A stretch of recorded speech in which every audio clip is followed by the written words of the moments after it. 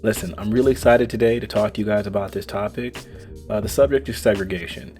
And historically, the way we viewed segregation in this country has like completely changed. But because of lack of education, a lot of this stuff isn't really known. And I wanted to paint a picture because what I really want to talk about is reparations. But I feel like before we can get into the conversation of reparations, there needs to be an understanding of some of the harms and damages that have been caused, especially because within the concept of reparations, there will be plenty of talk about lineage-based reparations and the separation of reparations from other non-black people. And I'm also going to be delving very heavily into the black and brown coalition that people keep trying to lump in there.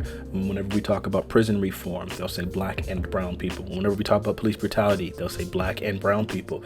The war on drugs, they'll say black and brown people. So it's almost like this implication of some coalition and some continued fight together, or at least the same fight, when in reality, nothing can be further from the truth.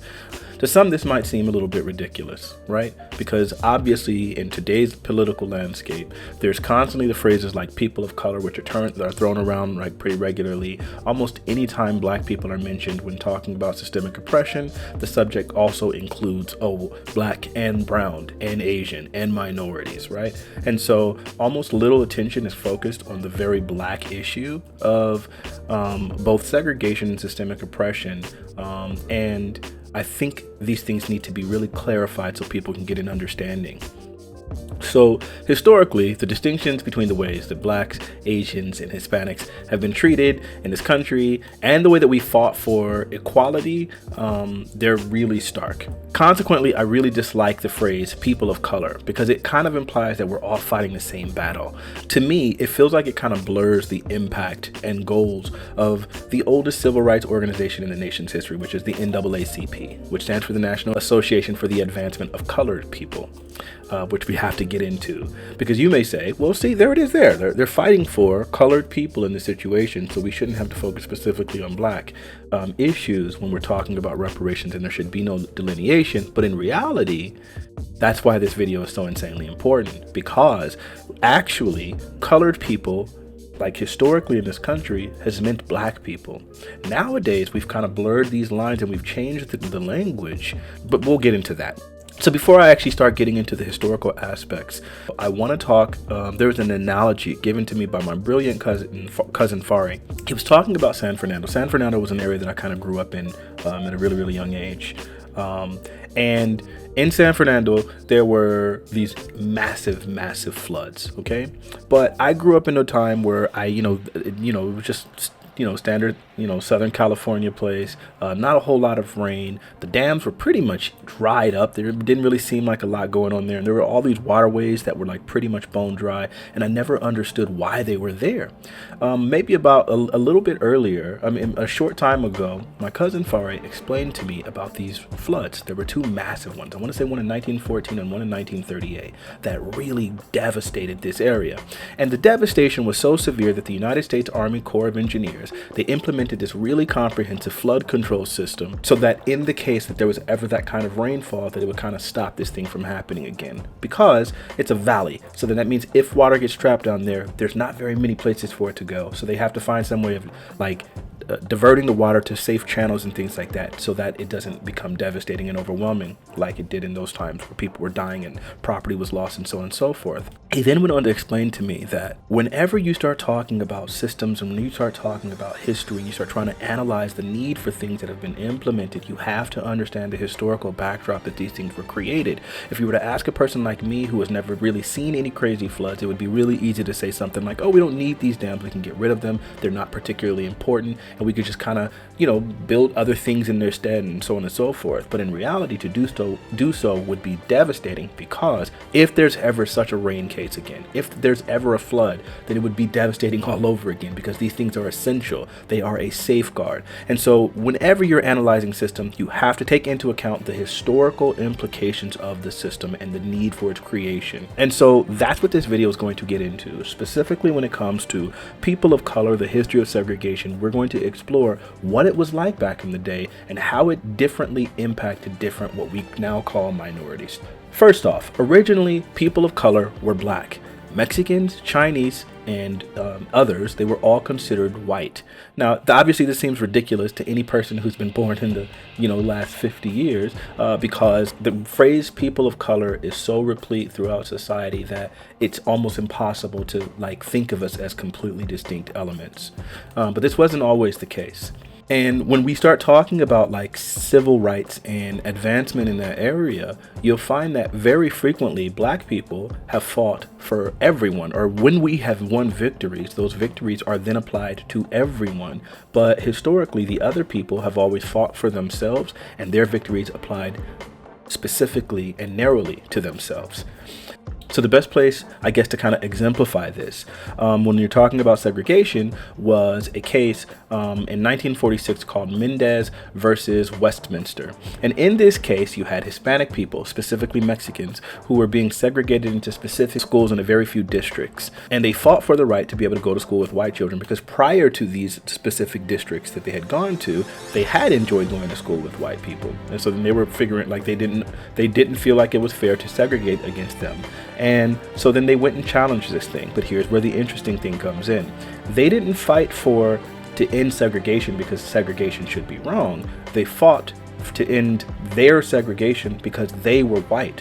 So they fought for their whiteness so as to escape the segregation. And it makes sense if you really think about the fact that Mexicans at the time were considered to be white. And that wasn't a random thing. They were intentionally aiming to be considered white. So the Mendez family got together with a bunch of other families, and they challenged this thing, and they won their lawsuit, and then it got appealed, and it ran up the ladder until it got to the 9th District Court. As they were fighting this, the Japanese American League, the Jewish Congress, the NAACP, all of these things also submitted legal arguments in support of this case, because they believed this could be the case that overturned Plessy versus Ferguson. Now, Plessy versus Ferguson was the case where the Supreme Court allowed separate but equal. It was the thing that allowed for the segregation of black people. See, I almost did it myself there. It allowed for the segregation of black people into separate train cars. Now, the reason why you can't just say minorities, because at this time, both Mexicans and whites and Puerto Ricans and Native Americans were all allowed to use the exact same cars as the white people. That segregation was specifically for black people. It wasn't about minorities, because the only minority was considered to be the black people, because all other people were considered to be white. So the idea was maybe this will be the case that overturns Plessy versus Ferguson and ends segregation altogether. And it appeared like it might have been able to do that until it got to the Ninth Court of Appeals, in which one of the judges narrowly restricted it to only apply to the segregation of Mexicans. Now, that means that both Asians and blacks and Native Americans could still be legally segregated against. And normally, when you're fighting these kinds of trials, if your aim is to end segregation altogether, then you continue to appeal and run it up and challenge that, even that decision. But they stopped there because they recognized that they got the victory that they wanted, because the only thing that they were fighting for was themselves. They had no interest whatsoever in fighting for the black people. Now, you could think that maybe this is conjecture, or maybe I'm just assuming their intent, or so on and so forth. Maybe this is post hoc rationalization. This is not true, and let me explain.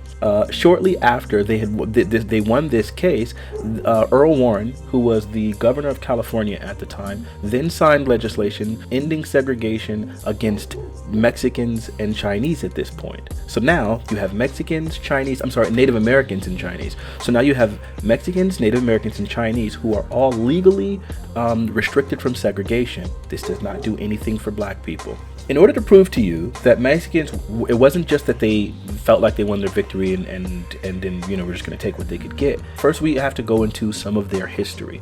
Mexicans had their equivalent of the NAACP, which was the League of the United Latin American Citizens, and it had a strong history of refusing to be associated with the black struggles. For instance, the president of that organization, Felix Tijerina, said, "Let the Negro fight his own battles. His problems are not mine. I don't want to ally with him." This was in response to a few Mexican Americans within the organization that said, well, should we be fighting alongside the blacks?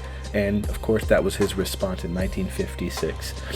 And I have a whole bunch of quotes that I'm going to run through really quickly so we can see that this isn't just an individual. This isn't just a leader of the organization. This became the attitude and had been the attitude for quite some time. For example, Dr. Hector Garcia, who was the founder of the GI Forum, said, "We are not and have never been a civil rights organization. Personally, I hate that word." Then you have another case from Manuel de la Raza in a September 1938 issue of Mexican Voice, who wrote, "Why should one of Mexican descent join forces with colored people to fight segregation? We're a totally different race. We're of the same white race that segregates us." Then you have Manuel Ruiz, who is a lawyer and a community activist in Los Angeles, who wrote, "We do have our problems," when he was trying to advocate for the integration of Mexicans. But he said, "But they are not to be confused with those of our Negro citizens." Now, this wasn't done in ignorance. Maybe they unknowingly stumbled into their whiteness and it was forced on them? No, not at all. For example, American GI Forum leader Manuel Avila, he stated, "Sooner or later, we're going to have to say which side of the fence we're on. Are we white or not? And if we are white, why do we ally with the Negro? Let's face it. First, we have to establish we are white, then be on the white side, and then we'll become American citizens. Otherwise, never." And then he finally summed that all up by saying, "To go to bat for the Negro as a Mexican American is suicide." And then these sentiments were not just by Mexicans, but actually codified in the law. For instance, in Texas, there was a law that stated that all those without African ancestry were white. Furthermore, you have the censuses in which Hispanics were listed as Caucasians. Asians could be listed as Caucasians. Plessy versus Ferguson, where they can't do that. And here, this brings us the story of Langston Hughes. Langston Hughes had been visiting his father in Mexico. Langston Hughes was a black American, part of the Harlem Renaissance, but his father had relocated to Mexico, as plenty of blacks did during a specific time, during the Great Migration. And so he was visiting his father in Mexico, and on his way back, once the train crossed Texas borders, he was not allowed to purchase a sleeping car because a sleeping car was only for white people. Furthermore, there was a restaurant on the train, but he couldn't access any of the food on the thing because he was a black person. So what he did was he pretended to be Mexican. He only spoke Spanish, and he went to the car. He was able to order his food. He was able to purchase a sleeping car because as long as he was perceived to be Mexican, then there was no legal discrimination. Then another example would be Colin Powell, who mentioned when he came back from fighting a war that there was someone in a restaurant that he wanted to sit at, and they said, "Are you Puerto Rican? Are you Mexican? Are you what are you? Are you Creole?" Like what they were trying to figure out what he was, and then she said, "Well, if you're not any of those things, I can't serve you." So he went ahead and left the restaurant because he was such a light-skinned, he could have passed for any of those things, and then that would have allowed him to enjoy these benefits, because these benefits were only restricted from black people.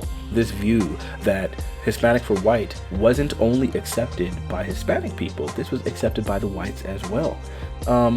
And so as black people began to struggle and fight for their rights, and there was a civil rights movement and all of those things, the Hispanic organizations were completely opposed to it, as were the Asian Americans. And so what happened was, as the March on Washington was happening, the League of United Latin American Citizens literally was denouncing the march. When they were asked about marching, they said, "Leave that for the Negroes. We're beyond that," right? So they were constantly, they were also practicing really harsh segregation practices in themselves, such as owning Mexican restaurants and not allowing black people to eat at their restaurants. So they wrote a letter denouncing the March on Washington because they felt like that, one, it was beneath them, two, they didn't believe in civil rights because they weren't a minority. So after the Civil Rights Act passes in 1964, and now we're starting to have concepts and conversations about affirmative action and about protected classes and ending the segregation from minority black people at this time, then suddenly now the idea of being a minority became more attractive to Mexican Americans and others. So at this point, the term Hispanic was created. That's when they started fighting for the title Hispanic, because prior to that they were always Caucasian. Once the Civil Rights Act was passed, and now affirmative action is starting to be talked about, and we're starting to see maybe the idea of protected classes, this newly minted affirmative action became really attractive to white Hispanics, who they still felt oppressed at the time, despite the fact that they were white. As they said earlier, I'm the same race as the person who is oppressing me. So then they decided that's when they stopped distancing themselves from the civil rights movement. Then they began pressuring for the right to be called minorities as well, and also to be included in affirmative action benefits. So the word Hispanic wasn't even used, and wasn't used by the U.S. government until the 70s. And it also didn't appear in the first census until the 80s. This was actually championed by an assistant to the Department of Health, Education and Welfare, as it was called at the time. She stated, "It was guiding any affirmative actions that were going to evolve. How can we argue for more federal funds or more federal help unless we're all counted?" And so here's this case where now, because of the fact that black people have endured, because let's not whitewash the civil rights movement, have endured insane amounts of violence, because almost every civil rights progress for black people has always been tied to some sort of violence, either violent riots or violence enacted against us while we're marching.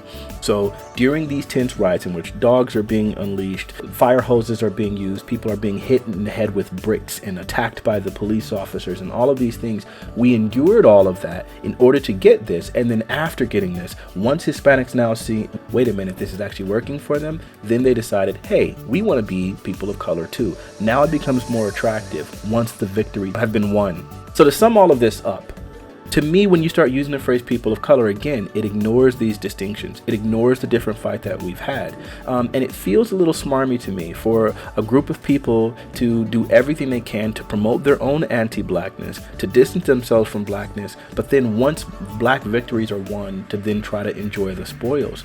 And also still retain their whiteness, because plenty of Mexican Americans, plenty of Hispanics to this day still identify as white, and so they enjoy some of the white privileges, while whenever there's talk of federal funding or things that are geared towards the people who are greatly oppressed, then they want to claim all of those things. So Dave Chappelle kind of talked about that, if you remember, when he was talking about white LGBTQ people, because they have the privilege of they have the privilege of whiteness, while they simultaneously get to try to enjoy protected class status as an LGBTQ person. So while they get to claim their oppression, at the same time they can reclaim their white privilege and use the police and things like that. Of course, Dave Chappelle is a comedian. I'm not going to ever attempt to tell any of his jokes in the same fashion, but the idea is it's there. It's the same way that Hispanics do. It's the same way that Asian Americans do. This video is primarily focusing on Hispanics, but the next video I will detail the same way that Asians have distanced themselves from minority status and people of color for years, but then they will try to claim victimhood or enjoy the benefits and the spoils fought for by black people. Asians have not really engaged in the political process as a whole. For the most part, they vote significantly less than black people do, yet everyone's always putting the attention on black people voting. They get the benefits, such as the Stop Asian Hate Bill, despite the fact that they make up the minority of hate crimes. So that's a whole nother video. We'll get into that next, but I think this video very clearly details the distinction between Hispanics and whites and blacks. I would like to eventually make a video discussing reparations in detail, beyond just slavery, but also the Jim Crow, the redlining, the reverse redlining, and all of the other ways that systemic oppression has continued and still exists in this country that is very anti-black in nature, and why reparations is important and necessary in order to offset some of the harms and damages that have been caused by it. Hope you like this video. Obviously share it if you like it. I'm always open for conversation. Please message me, or you can just leave a comment and tell me you want to link up. I'm always in my Discord. You know how to find me. All right, peace.